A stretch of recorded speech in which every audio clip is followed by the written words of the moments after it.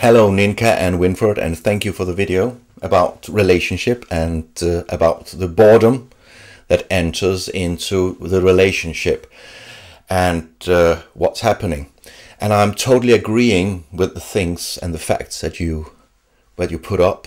And I just want to tell you a little about some of the same things, just from my perspective, my words, my way of thinking, because I think it goes hand in hand with what you are saying.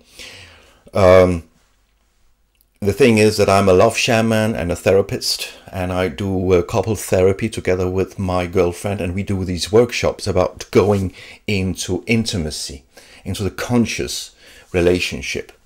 And it's actually very, very interesting, because my background, I thought that every time I was a little bit bored, I had to fill this boredom up with something and be maybe sexual intelligent. And that is also what's happening, and also what Ninka is referring to. Esther Perel and other big therapists in the world talk about this thing, that it's natural that we get bored and we have to be like sexually intelligent, put things into our relationship so we can get this energy, this horniness back between us. And it's actually fun, because all my studies, they show that there's another way, and I call it going deeper. Going deeper, and I mean in a way, because in a loving way, because what happens when there's love between two people is that in this doorway of love, everything that haven't been loved in your life has to be looked at with loving eyes. And what I mean by that is that every time we as people has been hurt from our little original selves, all the times in our life that we've been told that all the things you're bringing into this world, that's not enough to get loved. You have to do something special, and we, in the end, we believe that.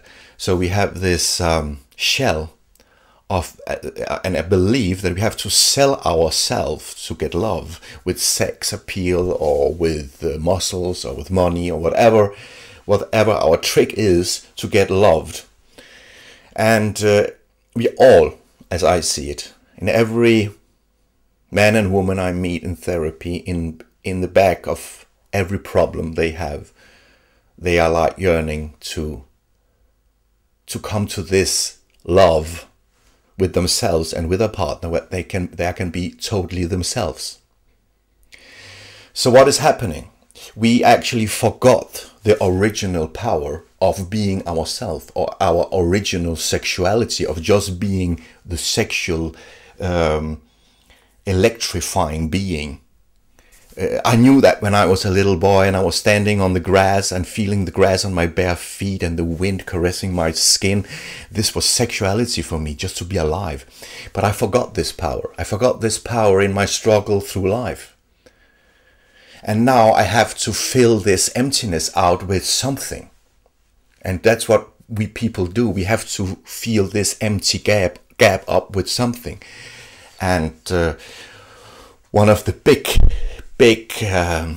fixes we can have is actually sexuality, because this tension in sexuality, we love to build this tension up and to release it again, so we can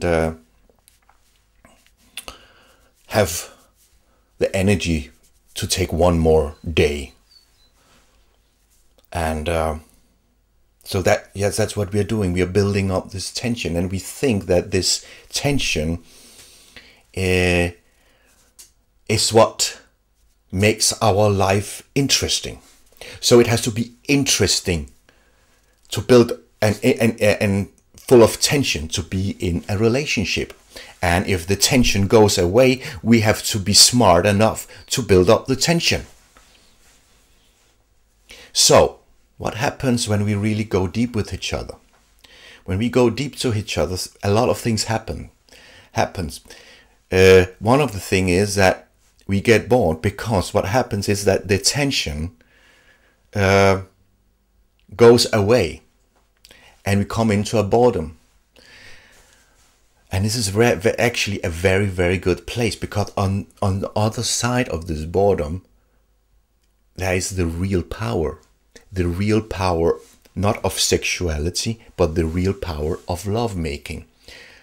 In a more poetic way, I would say that lovemaking is love doing its love through us.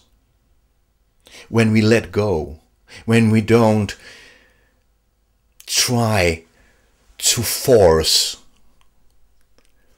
the energy to go into a certain direction, when we as men can be totally innocent, because that's what every woman actually knows deep inside her wisdom. She wants a man, but she wants an innocent man, an innocent love-making man.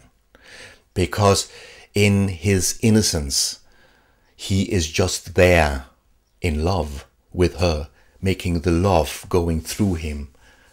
It's emotion. He doesn't have to think. It has not a goal.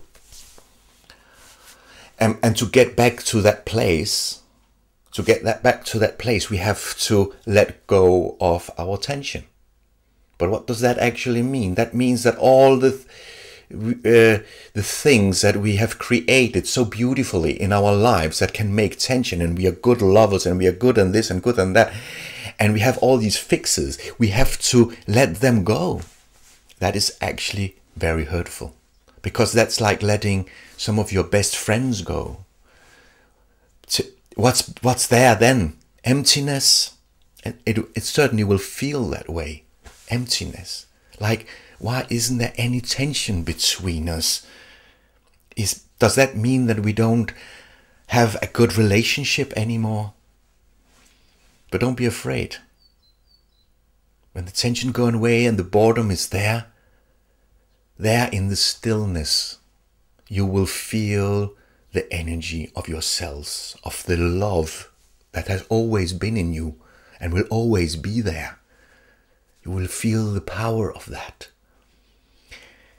In another way, I will say, when sexuality doesn't work anymore, then that is when real lovemaking begins.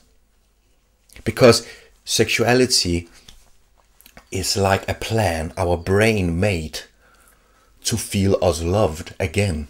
But not the real love, the unconditional love. No, the one we sell in our store so we can feel the love. So I have to be sexually good.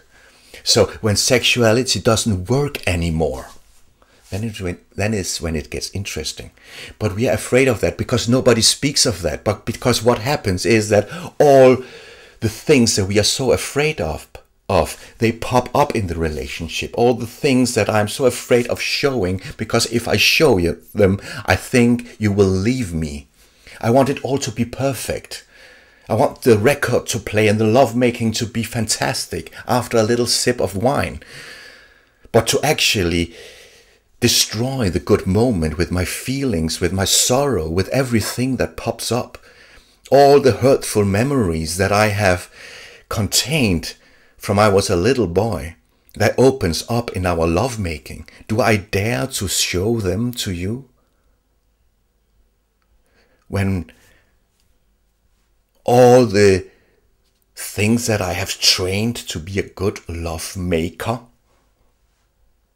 doesn't really work anymore, and I just have to surrender to be who I am in your arms. See, that is love. Not even love making, that is love being. And I know from my workshops that especially women know that. They are longing for that.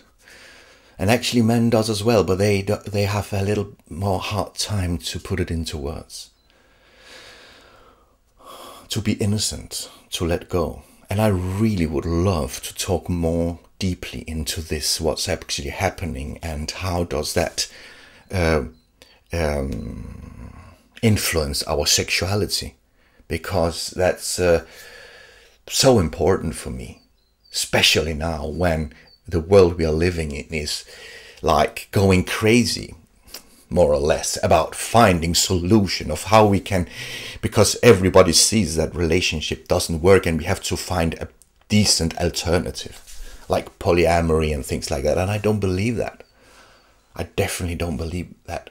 That's only because we are scared to go even deeper, because when we do that, we have to say hello to all our hurt children inside again and give them room to cry out and to be who they really are in our presence. And when two people look each other into each other's eyes and say, my dear, I can't be your love, but I'm here for you, and I'm inviting all your demons, all your sorrows, everything. I will react on them. Of course I will. And you will react on mine. But let's just look into each other's eyes and say, I'm inviting them. I'm inviting them in. Let's do that work, because that's what's love really about. That's the big love story. When two people, hand in hand, help each other to come back to the original self in deep love. I hope to hear much more from you and to speak more about these things. Thank you. Thank you for you.